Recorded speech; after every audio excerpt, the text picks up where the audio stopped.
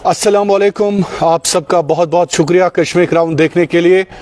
आपको बता दें कि इस वक्त हमारे साथ मौजूद हैं बीजेपी के रियासती सदर रविंद्र रैना साहब, और रैना साहब से आज हम पूछेंगे कि आखिरकार क्या माजरा हुआ, क्या मामला हुआ कि बीजेपी टनल के इस पार कुछ ना कर सकी और सरकार उमर अब्दुल्ला के हाथ में दे दी। और इस वक्त उमर अब्दुल्ला साहब दिल्ली से लेकर जम्मू कश्मीर तक हुकूमत जो है वो चला रहे हैं। बहुत बहुत शुक्रिया sir, thank you so much. Thank you. Ravindra Raina साहब, सबसे पहले आप बहैसियत प्रेसिडेंट है जम्मू कश्मीर बीजेपी के, और अगर हम बात करें इस वक्त, सबसे पहले आप खुद हार गए, वजह क्या रही? मेरी पार्टी जीत गई। भारतीय जनता पार्टी ने जम्मू कश्मीर में शानदार परफॉर्मेंस किया है। जम्मू कश्मीर में भारतीय जनता पार्टी ने 26.6% वोट शेयर हासिल करके सबसे बड़ी जमात उभर के सामने आई है बीजेपी। पहली मर्तबा भारतीय जनता पार्टी को जम्मू कश्मीर में 29 MLAs के साथ 26.6% वोट शेयर मिला है। वोट शेयर के हिसाब से बीजेपी जम्मू कश्मीर की सबसे बड़ी जमात बनकर उभरी है, और 29 MLAs ये बीजेपी की शानदार जीत को दर्शाता है। हमारी कोशिश थी कि जम्मू के साथ साथ वादी कश्मीर में भी भारतीय जनता पार्टी यहां कमल का फूल खिलाए। मैंने बहुत मेहनत की पिछले 7 साल जम्मू रीजन के साथ साथ वादी कश्मीर में भी, हर कोने में, साउथ कश्मीर हो, सेंट्रल कश्मीर है या नॉर्थ कश्मीर है, गुरेज हो, कुपवाड़ा हो, करना हो, केरन हो, मच्छल हो, लोलाब हो, या फिर पुलवामा, शोपियान, कुलगाम, अनंतनाग हो, हर जगह बिल्कुल कश्मीर में हमने काम किया। लेकिन आप, और सबसे बड़ी बात, जी, सबसे जो बड़ी बात जिसका जिक्र मैं आपके साथ करना चाहता हूं, जम्मू रीजन में तो भारतीय जनता पार्टी ने क्लीन स्वीप किया है। जम्मू रीजन में तो बीजेपी ने नहीं, मैं मानता हूं, लैंडस्लाइड जीत हासिल की है। हिस्टोरिक। कश्मीर में भी नहीं, मैं आपसे माना कि आपकी हार इतनी इम्पोर्टेंट थी। आपकी हार, मेरी बात आप पूरी होने दीजिए ना। 2 मिनट। एक मिनट। जी। भारतीय जनता पार्टी ने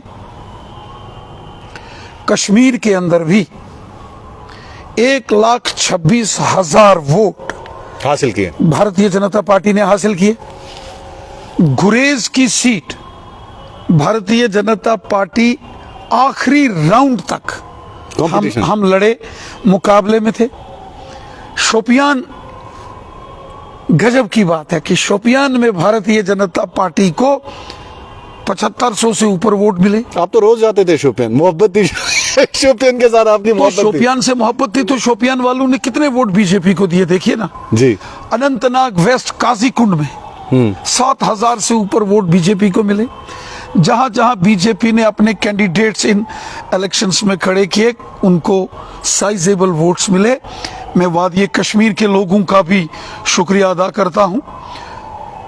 जरूर दिल में ये मलाल रह गया कि जो मेरी कोशिश थी कि मैं कश्मीर में भी कमल का फूल खिला था, मैंने बहुत मेहनत की, लेकिन जो वोट बीजेपी को मिला है, मेरा मानना है कि आने वाले सालों में या आने वाले इलेक्शंस में आप देखेंगे ये कारवां बीजेपी का और बढ़ेगा, और एक नई शुरुआत वादी कश्मीर में भारतीय जनता पार्टी की हुई है। जम्मू रीजन के लोगों ने जबरदस्त बीजेपी को सपोर्ट किया है। मैं जम्मू रीजन के लोगों को भी, इर्रिस्पेक्टिव ऑफ किसी का कोई मजहब, जात, बरादरी, सब ने, और उसका कारण ये था जो पिछले 10 साल में मोदी साहब ने काम किए, जो डेवलपमेंट के काम हुए, और उससे बड़ी बात जो जम्मू कश्मीर में अमन शांति और खुशहाली आई, ये उसी का नतीजा है कि लोगों ने भारतीय जनता पार्टी को वोट दिए। हाँ, अगर जम्मू कश्मीर में सरकार बनाने की बात आप करते हैं, नहीं, मैं आ जाऊंगा सरकार, मैं आ जाऊंगा, लेकिन मेरा सवाल सुनिए पहले। आपका हारना इतना जरूरी था नेशनल कॉन्फ्रेंस के लिए कि उन्होंने सुरेंद्र चौधरी को डिप्टी चीफ मिनिस्टर बना दिया। देखिए, इलेक्शन में जी, हार जीत अवाम के हाथ में होती है। जमहूरी निजाम होता है, डेमोक्रेसी में सबसे पावरफुल अवाम होती है। जी, आज मोहतरम उमर अब्दुल्ला साहब जम्मू कश्मीर के चीफ मिनिस्टर हैं। बिल्कुल। तो 2 महीने पहले जब वो बारामूला से मेंबर पार्लियामेंट के इलेक्शन में उठे थे, तो यही उमर साहब वहां बारामूला में पार्लियामेंट का चुनाव हार गए थे। बिल्कुल हार गए थे। लगभग 2.5 लाख वोटों से वहां इंजीनियर रशीद साहब की जीत हुई थी। तो जमहूरी निजाम में हार जीत का फैसला अवाम करती है, और अवाम का फैसला सिर आंखों पर होता है। अवाम जो है उसको जमहूरी निजाम में, लोकतंत्र में, डेमोक्रेसी में सबसे पावरफुल इसीलिए माना जाता है, इसीलिए इसको जनता का राज कहा जाता है। जनाब, जनता का जो भी फैसला है उसको हमने स्वीकार किया, लेकिन वही साथ साथ जनता का यह भी फैसला है कि भारतीय जनता पार्टी, जिसको शानदार जीत हासिल हुई है, यह भी जनता की देन है, यह भी अवाम की देन है। मुझे याद है जिस रोज रिजल्ट्स आए 8 अक्टूबर को, मुल्क के मोहतरम प्राइम मिनिस्टर मोदी साहब, होम मिनिस्टर अमित शाह साहब, डिफेंस मिनिस्टर राजनाथ सिंह साहब, गडकरी साहब, पार्टी के नेशनल प्रेसिडेंट जेपी नड्डा साहब, कई स्टेट्स के चीफ मिनिस्टर साहब ने मुझे फ़ोन करके मुबारकबाद दी कि आप की लीडरशिप में बतौर party president Jammu Kashmir BJP ने सबसे ज़्यादा वोट शेयर 26.6% यहाँ हासिल किया, और 29 सीटें बीजेपी जीत कर आई। ये भी तो नहीं, हिस्टोरिक था। That was and in the history, for the first time in the history कि आपने 29 सीटें हासिल की। लेकिन रविंद्र रैना साहब, जम्मू में आपकी परफॉर्मेंस ठीक रही, कश्मीर में क्या ऐसा हो गया कि आपने नेशनल कॉन्फ्रेंस को इतना बड़ा मैदान दिया और बाकी लोगों को भी साथ में डुबो दिया आपने? देखिए, कौन इलेक्शन की इस मुहिम में डूबा, कौन तैर के पार हो गया, मैंने पहले कहा यह फैसला अवाम का है। एक बात तो मानते हो कि इलेक्शन ईमानदारी से हुए हैं? यस, यस, ट्रांसपेरेंसी से इलेक्शन हुए हैं। देखें लोगों के वोट पे कोई डाका नहीं पड़ा है। ये मैं नहीं बोलता हूं, ये कश्मीर में बच्चा पहली बार बच्चा बोलता है कि बीजेपी सरकार या मोदी सरकार की सबसे बड़ी, मैं ये ओपनली कहता हूं, सबसे बड़ी परफॉर्मेंस अगर जम्मू कश्मीर में है वो है कि इलेक्शंस पहली बार ट्रांसपेरेंट और पूरी अकाउंटेबिलिटी जो है वो इलेक्शंस में थी, और बिल्कुल साफ सुथरे इलेक्शंस हुए। ये पहली बार हर बच्चा मानता है, ये कश्मीर का बच्चा मानता है कि बीजेपी जब मरकज में है, मोदी साहब प्राइम मिनिस्टर हैं, पार्लियामेंट का इलेक्शन भी साफ सुथरा इलेक्शन हुआ, और असेंबली का इलेक्शन भी बिल्कुल साफ, ट्रांसपेरेंट, फ्री एंड फेयर। जहां लोगों ने वोट दिया वही रिजल्ट आया। बिल्कुल। और इससे पहले मैं आजहानी अटल बिहारी वाजपेयी साहब को भी याद करूंगा। जब मरकज में 2002 में वाजपेयी साहब की हुकूमत थी और जम्मू कश्मीर में असेंबली के इलेक्शन हुए थे, और आपको याद होगा उस वक्त लाल किले से वाजपेयी साहब ने ऐलान किया था कि हम कश्मीर में बिल्कुल साफ सुथरे इलेक्शन कराएंगे, फ्री एंड फेयर इलेक्शन कराएंगे, और फ्री एंड फेयर इलेक्शन हुए थे। और मोहतरम आजहानी मुफ्ती साहब वजीर आला वक्त जीत कर आए और जम्मू कश्मीर के वजीर आला बने थे, और पहली बार चेंज हुआ, सत्ता में पहली बार चेंज हुआ। उस वक्त भी कश्मीर के बच्चे ने कहा था कि बिल्कुल बीजेपी ने ट्रांसपेरेंट तरीके से इलेक्शन कराए। हार किसकी हुई, जीत किसकी हुई, हुकूमत किसकी बनी, किसकी नहीं बनी, ये फैसला अवाम का है, और जो अवाम ने फैसला किया वो उसका एहतराम हुकूमत ने किया, उसमें किसी ने कोई और, गड़बड़ और, घोटाला और, नहीं। और, और, और हमने ये सुना है कि आपको नेशनल कॉन्फ्रेंस से कोई प्रॉब्लम नहीं है, आपको चीफ मिनिस्टर से भी कोई प्रॉब्लम है, आपको प्रॉब्लम है कांग्रेस से। ये क्या मसला है? नहीं, देखिए, नहीं, हमने सुना। देखिए, कांग्रेस और नेशनल कॉन्फ्रेंस उन्होंने इलेक्शन में अलायंस किया था, बिल्कुल, pre poll alliance. Pre poll alliance से दोनों ने मिलकर इलेक्शन जी। लड़ा। शायद उन्होंने दोनों ने मिलकर इलेक्शन नहीं लड़ा होता तो रिजल्ट कुछ और होते। अलबत्ता छोड़िए जो भी है, यकीनन जब दो पार्टियां आपस में मिलकर अलायंस में इलेक्शन लड़ती हैं तो एक दूसरे का फायदा एक दूसरे को मिलता है। लेकिन यहां तक बात है इलेक्शन के रिजल्ट्स की। अब इलेक्शन के रिजल्ट्स में नेशनल कॉन्फ्रेंस और कांग्रेस के अलायंस को, जिन्होंने आपस में गठजोड़ किया, गठबंधन किया, अब उनकी हुकूमत बनी है। हालांकि कांग्रेस अब दूर दूर तक नजर नहीं आ रही है। नहीं, 6 सीटें तो हासिल की उन्होंने। लेकिन सरकार की बात कर रहा हूं। हाँ, सरकार में अभी नहीं है, शायद सरकार में अभी नहीं है। उमर साहब बाहर से सपोर्ट कर रहे हैं। उमर साहब जम्मू कश्मीर के चीफ मिनिस्टर बने हैं और आपको वो भी पसंद नहीं है। मैं उनको मुबारकबाद नहीं, आपको वो भी पसंद नहीं। उमर साहब नहीं, आपको ये भी पसंद नहीं है। हमने सुना सोर्सेज के मुताबिक कि कांग्रेस सरकार में नहीं होनी चाहिए। क्या ये सही है? आपके सोर्सेज कौन से हैं इसकी मुझे कोई जानकारी नहीं है। अलबत्ता उमर साहब की सरकार बनी है, उन्होंने बतौर चीफ मिनिस्टर हल्फ लिया है। मैं उमर साहब को मुबारकबाद देता हूं और मैं उम्मीद करता हूं जो इलेक्शन के दौरान जी नई बनी हुकूमत ने अवाम के साथ, लोगों के साथ जो वादे किए, जो उनका मंशूर है, जो मैनिफेस्टो है, वो उसको पूरा करेंगे। यहाँ अमन, शांति, खुशहाली लाएंगे और गरीबों और मस्कीनों और ज़ईफों की खिदमत होनी चाहिए। आप चलने देंगे हुकूमत को? और मैं चाहता हूं, आप चलने देंगे? देखिए, हिंदुस्तान हमारा मुल्क एक जमहूरी निज़ाम से चलने वाला मुल्क है, आइन से, कानून के मुताबिक चलने वाला मुल्क है। अब लोगों ने यहाँ की जो नई हुकूमत है उसको वोट देकर चुना है। अब सरकार चलाना, ठीक से सरकार चलाना, ये जो सरकार में आए हैं, जो चीफ मिनिस्टर उमर साहब हैं, ये उनकी भी रेस्पॉन्सिबिलिटी है। बतौरे मेन अपोजिशन जमात भारतीय जनता पार्टी जम्मू कश्मीर की आवाम की बेहतरी के लिए, आवाम की भलाई के लिए, लोगों की खिदमत के लिए जो जरूरी और लाजमी होगा हम वो काम करेंगे। और मैं ये उम्मीद करता हूं, तवक्को रखता हूं कि जो इलेक्शंस के अंदर जो बयानबाजी, इश्तियाल अंगेजी, जो गर्मा गर्मी हुई, इलेक्शन के बाद नहीं होनी चाहिए।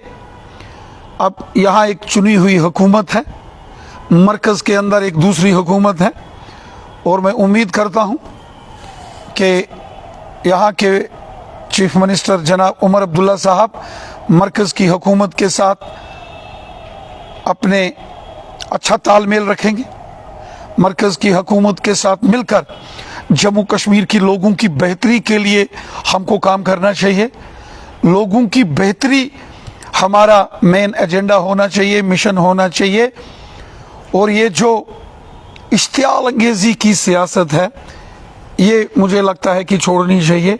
उमर अब्दुल्ला साहब दिल्ली गए हैं तो आपके मुख्तलिफ लीडरान से मिले, प्राइम मिनिस्टर से मिले, होम मिनिस्टर से मिले, गडकरी साहब से मिले, राजनाथ जी से मिले, तो आप कैसे देखते हैं इसको?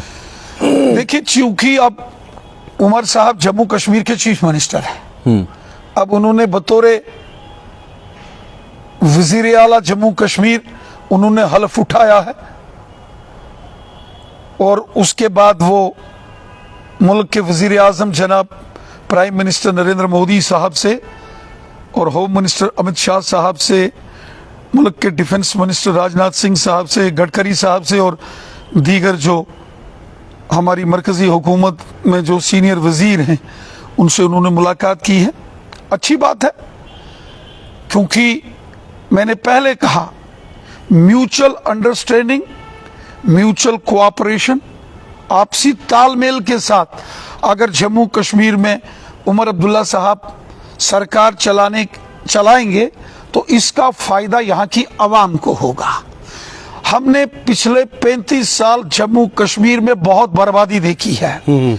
जम्मू कश्मीर में पिछले 35 सालों में हमने बड़े तबाहकुन मंजर देखे हैं। पिछले 35 सालों में हमने बम, बंदूक, पिस्तौल, गोलियों और ग्रेनेडों का खेल देखा है। हमने जम्मू कश्मीर में कब्रिस्तान और शमशान बनते हुए देखे हैं। ये खेल अब बंद होना चाहिए। ये गोलियों और ग्रेनेडों का, ये खून खराबे का खेल बंद होना चाहिए। अब यहाँ अमन, शांति, खुशहाली की बात होनी चाहिए, डेवलपमेंट की बात होनी चाहिए, यहाँ नौजवानों के रोजगार की बात होनी चाहिए, यहाँ अच्छे स्कूल, कॉलेज और यूनिवर्सिटीज की बात होनी चाहिए, गांव-गांव में बिजली, पानी की अच्छी मैनेजमेंट और उसका अरेंजमेंट हो तो स्टेटहुड उसकी बात होनी चाहिए। लोगों के भले के लिए हम सबको मिलकर काम करना चाहिए। ये बात आप सुनते ही नहीं है स्टेटहुड की। देखिए, यहां तक स्टेटहुड का मामला है, मेरा ये मानना है कि स्टेटहुड कोई पॉलिटिकल इशू नहीं है, कोई सियासी मामला नहीं बन के रहना चाहिए। जम्मू कश्मीर एक बॉर्डर स्टेट है। जम्मू कश्मीर की सेंसिटिविटी को देखते हुए स्टेटहुड पर डिस्कशन और डिबेट हो सकती है। ये एक बहुत सेंसिटिव इशू है। मैंने पहले कहा कि यहाँ के चुने हुए वजीर आला जनाब मोहतरम उमर अब्दुल्ला साहब को मरकज की हुकूमत के साथ आपसी तालमेल के जरिए, आपसी बातचीत, गुफ्तगू के जरिए बहुत सारे इश्यूज को डिस्कस करना चाहिए। डिस्कशन में, आपसी गुफ्तगू में, बातचीत में बहुत सारे मसले हल होते हैं। मेरा मानना है कि जम्मू कश्मीर को स्टेटहुड का जो दर्जा है, रियासत का जो दर्जा है, वो पॉलिटिकल इशू नहीं है, वो बहुत सेंसिटिव इशू है, एक पॉलिसी मैटर है। और पॉलिसी मैटर डिस्कशन के जरिए, आपसी अंडरस्टैंडिंग, दोनों हुकूमतें, यहाँ जम्मू कश्मीर यूटी गवर्नमेंट और मरकज की जो गवर्नमेंट है, उनकी आपस में म्यूचुअल अंडरस्टैंडिंग, डिस्कशन के बाद उस पर कोई फैसला करना चाहिए। इस पर जल्दबाजी में और हड़बड़ाहट में कोई फैसला नहीं करना चाहिए, ना ही कोई इस पर सियासत होनी चाहिए और ना ही ऐसे मामलों पर कोई इश्तियाल अंगेजी होनी चाहिए। अब हमको लोगों की, आवाम की, गरीबों, ज़ईफों, मस्कीनों की बेहतरी के लिए, नौजवानों की बेहतरी के लिए काम करना चाहिए। अब इश्तियाल अंगेजी बंद होनी चाहिए जनाब। ठीक है रविंद्र रैना साहब, सवाल ये भी है कि असेंबली में शायद 370 के हवाले से रेजोल्यूशन ला रहे हैं नेशनल कॉन्फ्रेंस, और मेरे ख्याल में कांग्रेस उनका साथ देगी या नहीं देगी वो अभी पता नहीं है। आपका क्या रोल रहेगा बीजेपी का? मेरा ये मानना है कि नई हुकूमत जम्मू कश्मीर में बनी है। उमर अब्दुल्ला साहब अभी हमारी दारुल हुकूमत नई दिल्ली गए थे। उन्होंने ऑनरेबल प्राइम मिनिस्टर मोदी साहब, honourable home minister Amit Shah साहब के साथ साथ तमाम बड़े मरकजी वजीरों के साथ मुलाकात की है। नई हुकूमत बने अभी चंद रोज हुए हैं। मुझे लगता है कि किसी किस्म की कोई तलखी, किसी किस्म की कोई ऐसी बात जिससे मरकज की हुकूमत और जम्मू कश्मीर की हुकूमत में दूरियां पैदा हों, ऐसा कोई काम नहीं करना चाहिए, ऐसा कोई फैसला नहीं लेना चाहिए। चंद रोज हुए हैं हुकूमत बने, हमको आपस में मरकज की हुकूमत को और जम्मू कश्मीर की हुकूमत को मिलकर जो पॉलिसी मैटर्स हैं, जो बड़े सेंसिटिव इश्यूज हैं, उनको डिस्कस करना चाहिए। जल्दबाजी में कोई इश्तियाल अंगेजी, कोई तकरीर, कोई एक तरफा फैसला नहीं होना चाहिए। असेंबली में अगर 370 का resolution national conference, Congress, PDP लेकर भी आती है तो क्या कर लेंगे मेरे भाई? क्या 370 जम्मू कश्मीर की असेंबली का कोई फैसला है क्या? पार्लियामेंट का है। ये तो देश के पार्लियामेंट के अंदर डिबेट और डिस्कशन का मामला है। नहीं, बट इलेक्शंस में नेशनल कॉन्फ्रेंस ने कहा कि हम लोगों को ये वापस दिलवाएंगे। मैं कहता हूं, आप इलेक्शन में उन्होंने क्या कहा, मैंने कहा इलेक्शन खत्म हो गए हैं। बट इलेक्शन में किए गए वादे तो पूरे करने मुझे हैं। आप बताओ ना, नहीं, वादे तो पूरे करने क्या हैं। 370 आप क्या वादे नहीं पूरे करते सुनो, इलेक्शंस के? लेकिन क्या 370 को जम्मू कश्मीर की असेंबली में अगर आप रेजोल्यूशन पास भी कर लेते हैं, मैं आपसे पूछता हूं, क्या असेंबली 370 का रेजोल्यूशन पास करेगी? अगर पास करती है तो क्या 370 वापस लागू होगा? असेंबली से तो नहीं होगा, पार्लियामेंट से होगा। क्योंकि ये असेंबली का डोमेन ही नहीं है, ये असेंबली में डिस्कशन का, डिबेट का इशू ही नहीं है। तो इसलिए मैंने कहा कोई ऐसा काम जिससे जम्मू कश्मीर की हुकूमत और मरकज की हुकूमत में दूरियां पैदा हों, तलखी हो, ऐसा कोई काम यहां नहीं होना चाहिए। ऑनरेबल प्राइम मिनिस्टर मोदी साहब ने यहां जब नई हुकूमत हलफ ले रही थी, उमर अब्दुल्ला साहब बतौरे वज़ीर आला जब यहाँ हलफ ले रहे थे, तो प्राइम मिनिस्टर मोदी साहब, होम मिनिस्टर अमित शाह साहब ने उनको मुबारकबाद पेश की और ये कहा कि जम्मू कश्मीर की बेहतरी के लिए, जम्मू कश्मीर की आवाम की बेहतरी के लिए जो भी मरकज को यहाँ मदद इमदाद करनी होगी हम करेंगे। हम दिल खोलकर हिंदुस्तान का खजाना जम्मू कश्मीर की आवाम की डेवलपमेंट के लिए, अमन शांति खुशहाली के लिए हम वो काम करेंगे। और मुझे अच्छा लगा कि जब मोहतरम चीफ मिनिस्टर यहाँ के दारुल हुकूमत गए और उन्होंने प्राइम मिनिस्टर साहब से, होम मिनिस्टर साहब से मुलाकात की, और मैं उम्मीद रखता हूँ ये आगे चलकर ये हुकूमत जो जम्मू कश्मीर की है और मरकज की हुकूमत आपस में मिलजुल कर काम करेंगे, ताकि जम्मू कश्मीर की आवाम का फैसला हो। हुकूमतें लोग क्यों चुनते हैं? वोट लोग किस लिए देते हैं? आवाम के फायदे के लिए, आवाम के, लोगों के फायदे के लिए, बच्चों के फायदे के लिए, बच्चों के अच्छे मुस्तकबिल के लिए, बच्चों को रोजगार देने के लिए, डेवलपमेंट के लिए, अमन शांति और खुशहाली के लिए लोगों ने वोट दिए हैं, लोगों ने नई सरकार चुनी है। अब सरकार के कंधों पर लोगों के साथ इंसाफ, जस्टिस करने की जिम्मेदारी है। ठीक है रविंद्र रैना साहब, आपका बहुत बहुत शुक्रिया। लेकिन जाते जाते मैंने बहुत सारे कश्मीरी लोगों से बात की जिस दिन काउंटिंग डे था, तो वो कहते थे कि नबी रहमत कहने वाले एक बीजेपी लीडर। नहीं, आप सुने मेरी बात। देखिए, तो बड़ा दुख लगा। नहीं, मेरी बात सुनिए। बड़ा दुख लगा उनको। शाहिद इमरान साहब, देखिए, कुछ चीजें ऊपर वाले के हाथ में होती हैं, और कश्मीरी चाहते थे आप जीते। नहीं, मैं कश्मीर के लोगों का बहुत शुक्रगुजार हूं। कश्मीर के लोगों ने मुझे बहुत प्यार दिया है, बहुत इज्जत दी है। और आप देख रहे हैं कि अक्सर, मैं सीरियसली कह रहा हूं, मुझे लोगों ने नहीं, बताया, मुझे मालूम है, आप मुझे नबी रहमत हजारों की, देखिए, अच्छा, मैं हाँ, हजारों की तादाद में, देखिए, मैं नबी रहमत साहब के उस फरमान की दिल से इज्जत करता हूं जहां उन्होंने कहा, खिदमत खलक और हुब्बल वतनी का जज्बा हर शख्स में होना चाहिए। खिदमत खलक, गरीब, मस्कीन, ज़ईफ़ों की मदद, और मैं वही काम करता हूं। और फिर नबी रहमत साहब का फरमान है, हुब्बुल वतनी का जज्बा, अपने मुल्क से मोहब्बत होनी चाहिए, और मैं इसी जज्बे से काम करता हूं।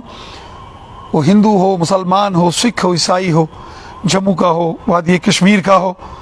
आप देखते हैं मैं दुख सुख में लोगों के साथ खड़ा होता हूं। आज भी अगर गुलमर्ग के बूटा पथरी में दहशतगर्दाना हमले में हमारे लोग अगर शहीद हुए, या गगनगीर गांधरबल में दहशतगर्दाना हमले में जो लोग मारे गए, मैं उनके घरों में गया, वहाँ ताज़ियत की, लोगों का दुख बांटता हूँ, लोगों के साथ खड़ा होता हूँ, यहाँ के नौजवानों की, गरीबों, मस्कीनों की बात सुनता हूँ। जो मेरे से मदद हो पाती है मैं मदद करता हूँ। ऊपर वाले से मोहब्बत करता हूँ, ऊपर वाले का डर रखता हूँ, और जो करता हूँ ऊपर वाले को मान के करता हूँ। और ये भी मानता हूँ ऊपर वाला जो करता है बेहतरी के लिए करता है, ऊपर वाला जो करता है वो अच्छाई के लिए करता है। इसमें भी ऊपर वाले की न जाने क्या अच्छाई है। इसलिए मुझे सबसे मोहब्बत है, मुझे चलिए। सबकी इज्जत है। चलिए सर, मुझे बहुत सबका ख्याल है। बहुत शुक्रिया। थैंक यू सो मच हमारे Thank साथ you. बात करने के लिए। शुक्रिया। आपका बहुत बहुत शुक्रिया। हमारे साथ बात कर रहे थे बीजेपी के सीनियर लीडर ही नहीं बल्कि बीजेपी के रियासती सरबराह, और इन्होंने किस तरह से गली गली जाके खासकर बीजेपी का मंशूर जम्मू से लेकर कश्मीर की पहाड़ियों तक आम कर दिया। बहुत बहुत शुक्रिया आपका कश्मीर क्राउन देखने के लिए। अल्लाह आपका हामी और नासिर। कश्मीर जिंदाबाद।